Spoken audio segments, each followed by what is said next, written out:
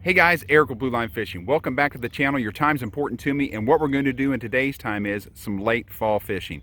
We're here, just a couple days before Thanksgiving. The water temperature is running around 48, 49 degrees. A few spots it's around 50, and we're going to see if we can catch some bass and see what it takes to get it done today. Stick around, it's going to be good.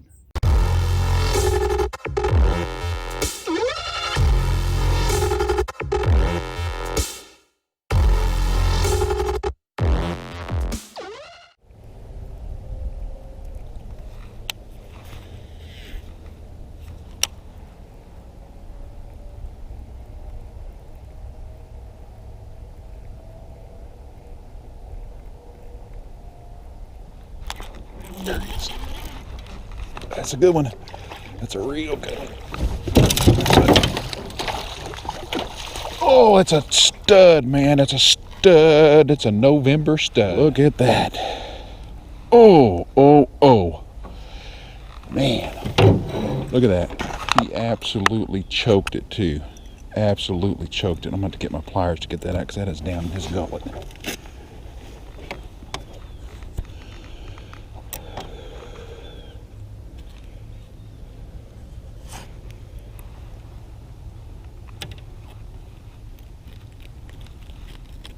There we go. Oh yeah. Oh yeah.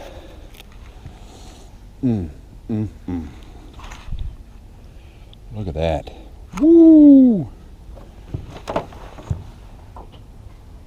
That's nice. Let's let this big girl go.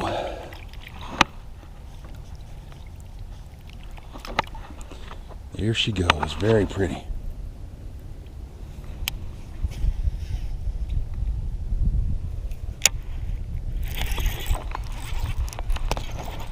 That's a good fish.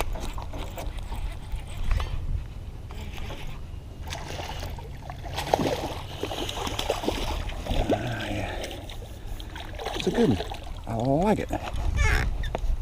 Rail flip on him.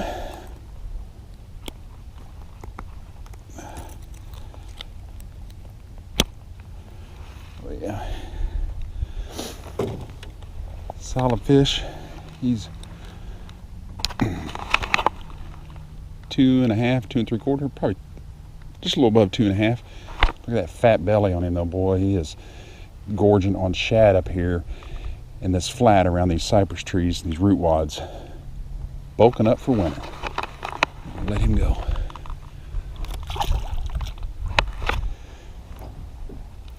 Okay guys, I'll explain to you what I'm doing here. What I'm trying to do is I'm trying to cast right up near the base of these cypress trees, the standing timber that's here. And then from the base of these trees, those right there, you can see them, those little knobs sticking up. They call them cypress knees.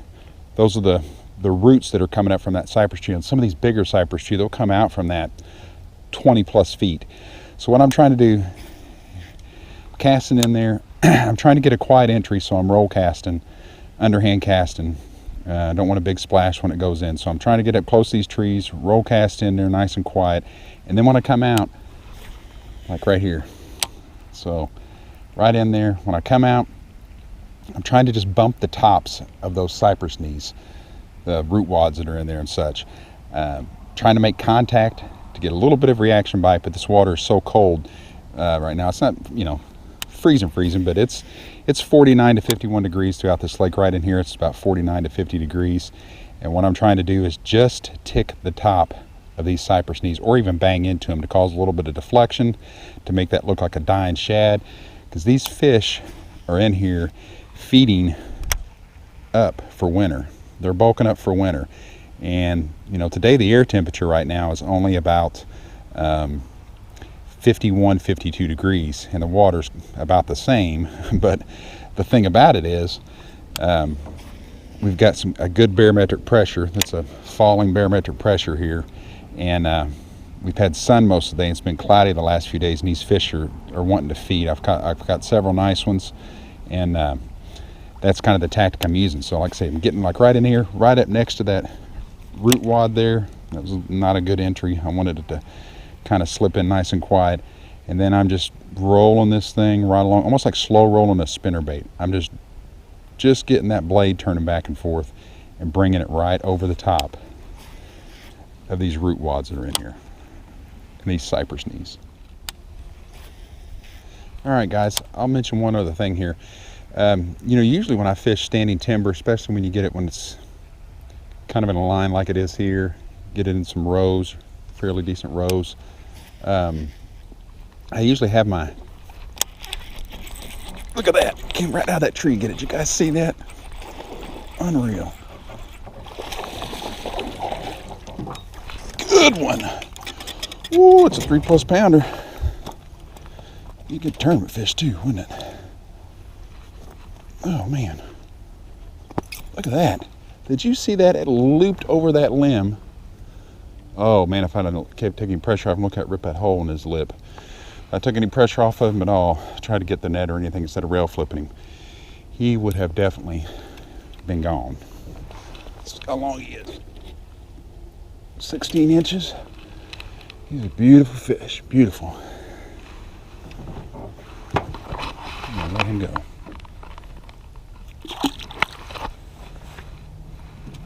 All right, well, let me check my line here, make sure I don't have any nicks, frays, or otherwise abrasions on it. All right, guys, what I was going to say is, before we got so rudely interrupted by that fish, no, I'm just teasing. That is awesome right there. Anyway, what I was going to say is normally when I'm fishing standing timber like this, I like to cast parallel with these rows and cover as much of the tree stumps and those are the bases of the trees here and the cypress knees or the root wads that come out from them as I can. Kind of like I'm doing right now, I'm casting parallel, but I've actually found, besides that last fish, that most of my bites have been coming casting into the cypress knees, or I'm sorry, into the cypress bases of the trees, and then bringing it out and running it through the cypress knees. So casting directly in rather than parallel, which is a little bit different, a little bit unusual. Like I say, normally I get the lion's share of my bites running parallel because I think you cover more viable water that way. But today that's not been the case. They have definitely wanted to eat a different way today, and it's been paying off. So just try and keep that in mind. Oh, when you get your bites, you know, pay attention to your casting direction. You know, and there's been many times fishing timber and different things like that that I will get a different casting angle on the same target, and then all of a sudden start catching fish. They just want that bait presented or coming in a different way. So, like I say, today seems like casting into and in between the bases and then running it through the cypress knees has been the way to go, when normally parallel is the way to go. So just a little food for thought there when you're fishing in these trees like that, is just hit him from every possible and conceivable angle that you can.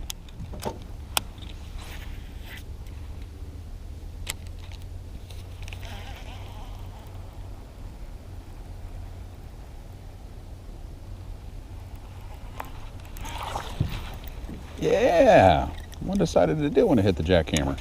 Little guy, about 10 inches, but we'll take him, if that.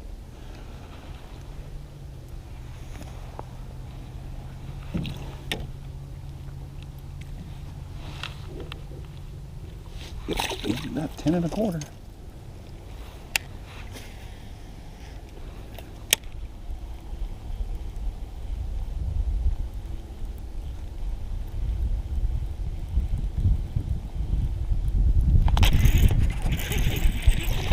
That's a good one.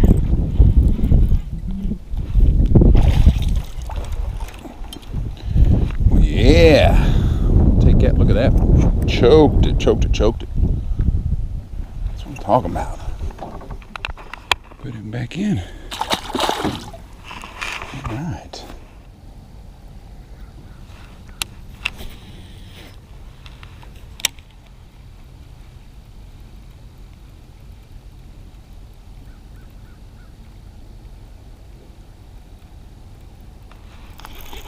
There's another one.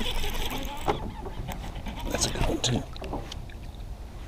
I don't know, boys and girls. Let's see if we can rail flip this or not.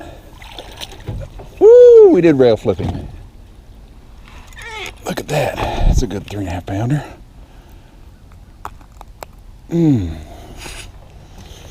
That's what I'm talking about, baby.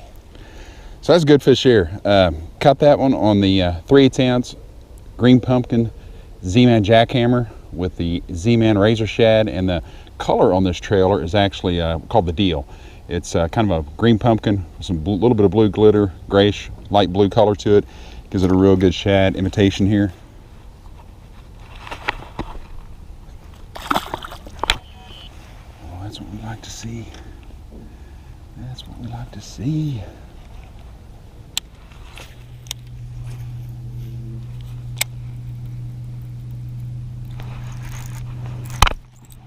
That's a nice one.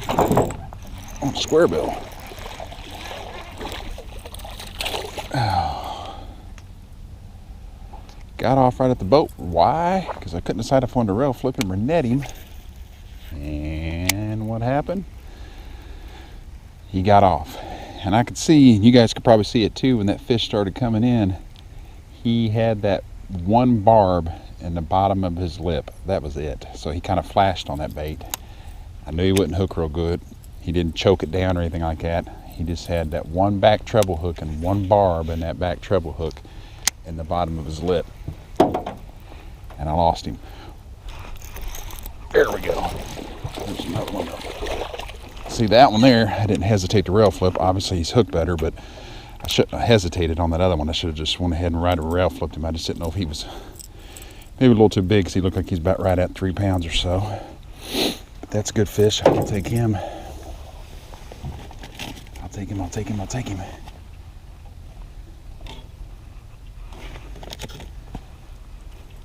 See, this fish too has hit that on the outside. Both hooks were on the outside of the mouth, not the inside. Good fish though. Crawdad pattern, 2.5 inch square bill. I like the crawl pattern in the early spring and the late fall like this, and it's a silent one, so no rattles. I like that for it to be a little bit more subtle in this cold water and in the colder air temperature as well. But this cold water like this, I think this a lot of times the silent baits like this, not always, because there's times you'll catch them with the big loud rattling baits in the cold water, but just for me personally, I seem to do a little better with these baits like this. Hey guys, as you can see, we had a pretty successful day out here, you know, for the conditions at least. Caught 8 or 9 fish. The water temperature's in the upper 40s. The air temperature right now is around 45 and dropping pretty quick. Supposed to get down to the 30s here tonight. And you know, the takeaway from this video, I think, would be just try and always adapt to those conditions. I know most guys do, but what I mean by that is, you know, I thought I'd come out here and catch most of my fish today, if any, low and slow, like, you know, on the bottom, and a slow moving bait like a jig and trailer, a jerk bait, a Ned rig, Carolina rig. I didn't catch fish on any of those. I ended up catching them on two on a square bow crankbait and the rest on a jackhammer. Larger profile bait, moves slow and low, I wouldn't say real slow, slow to moderate retrieve, and then also a moderate retrieve on the crankbait. So ask yourself why you're catching those fish when you catch that first fish or two, and try and put yourself a little pattern together. I think I did that decent today. Was able to see that they were up on the flats, and that they were actually still had pushing some shad up there to feed, and they weren't out deeper like I thought they would be. But with that being said, I really appreciate you guys watching today. And if you enjoyed the video, please consider subscribing. Also, if you don't mind, leave me a like down there. And remember, until the next video, get out there and fish.